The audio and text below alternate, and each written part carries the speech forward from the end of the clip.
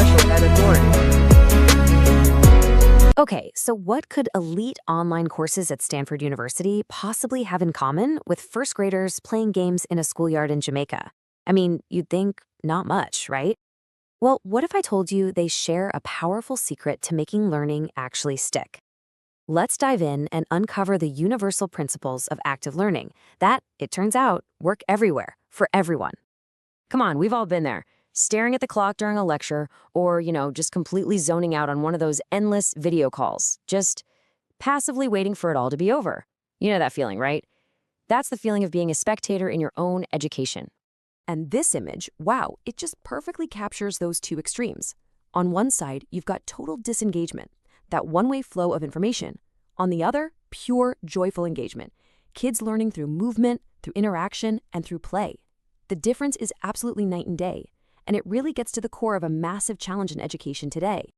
All right, so let's dig into this. We're going to start by exploring what we can call the engagement problem.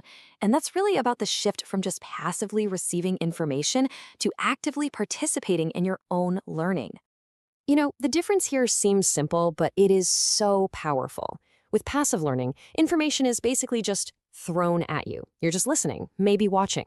But active learning, that's a whole different ballgame. You're actually doing something. You're creating, you're discussing, you're solving problems. It's the difference between being a spectator in the stands and being a player on the field.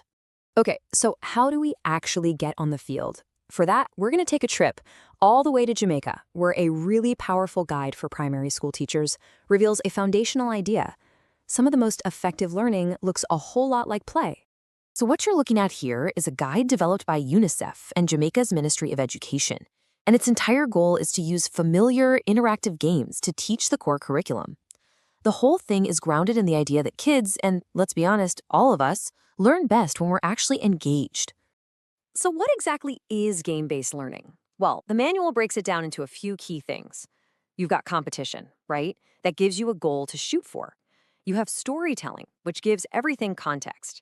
And maybe the most important part is the freedom to learn from your mistakes in a low-risk setting. It just taps into our natural drive to solve a puzzle or overcome a challenge. And get this, the manual even drops this amazing quote from Michael Jordan.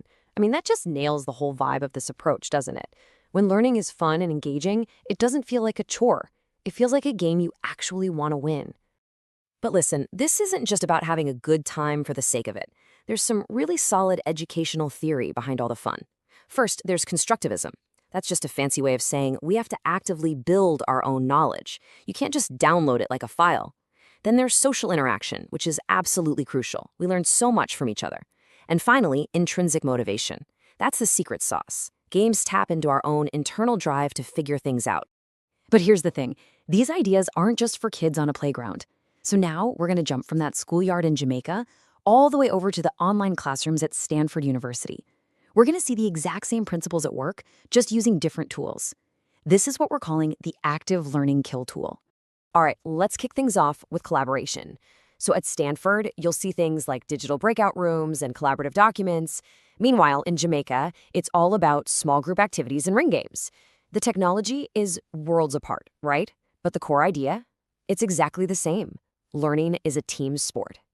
Okay, what about getting everybody to participate and giving feedback?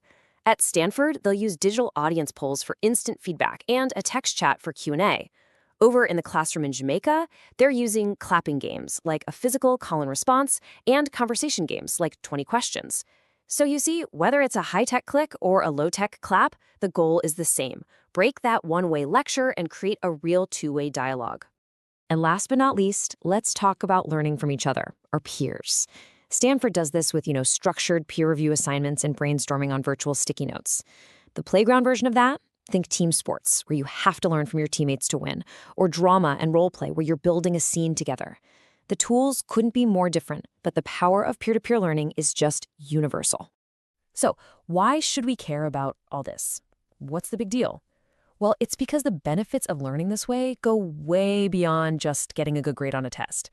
We are talking about building fundamental skills for life. I mean, just look at this list from the UNICEF manual. this is about so much more than grades. When you're learning actively, you're not just cramming facts into your brain. You're actually practicing critical thinking, communication, teamwork, and this is a big one, how to fail and try again. You're building resilience, patience, creativity.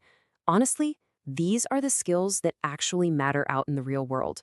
And this picture, this just says it all, doesn't it? A simple wheelbarrow race is so much more than just a race. It's a real hands-on lesson in trust, in communication, and yeah, in resilience. One person has to literally support the other. They have to coordinate. And if they fall, they have to get back up and try again together. What's really going on here is something called multiple intelligences. See, most passive learning, it really only hits one or two of these, like your language or logic skills. But active, game-based learning, it gets the whole person involved, your body through movement, your social skills through interacting with others, your spatial awareness. It lights up your entire brain. All right, let's pull all these threads together now. If we know that active learning is just this incredibly powerful tool, what's the one big takeaway for how we should all think about education or training, or even just explaining something to a friend?